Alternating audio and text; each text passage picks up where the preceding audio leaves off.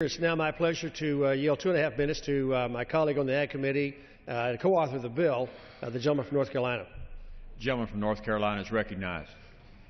Mr. Speaker, given the bicameral and bipartisan support for our bill and the overwhelming consensus about the systemic risk created by the section we're working to reform, I'm genuinely surprised we're even here debating this today.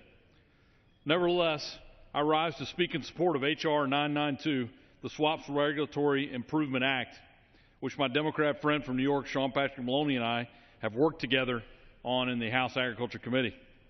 As my colleagues are aware, our bipartisan bill amends a provision in the Dodd-Frank Act, which was included at the 11th hour to, quote, get 60 votes in the Senate, end quote, as former House Financial Services Chairman Barney Frank indicated during a markup of the bill back in February 2012. This section we reformed with our bill was mischaracterized as an effort to prevent risky swaps activities in the banks. While we believe this provision was proposed in good faith, it simply does not prevent the risk the authors intended. Moreover, this provision of the bill will cause many American financial institutions to operate at a significant disadvantage to their foreign competitors.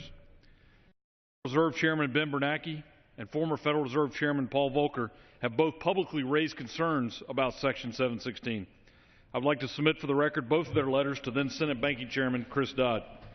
In the 112th Congress, the House Financial Services Democrats, including Chairman Frank and current ranking member Maxine Waters, endorsed our bill's predecessor, H.R. 1838, agreeing that the measure, quote, addressed the valid criticisms of 716 without, and I quote, weakening the financial reforms law's important derivative safeguards or prohibitions on bank proprietary trading.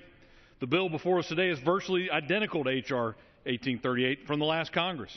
I'd like to submit for the record those minority views from May 2012. Without objection, so ordered.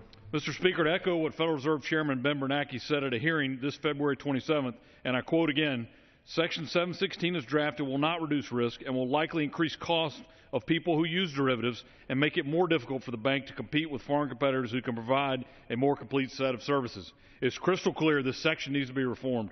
I ask my colleagues to support this bill and look forward to my Senate colleague Kay Hagan passing her companion bill in the Senate so we can get this common sense reform completed. Thank you, Mr. Speaker. I yield back.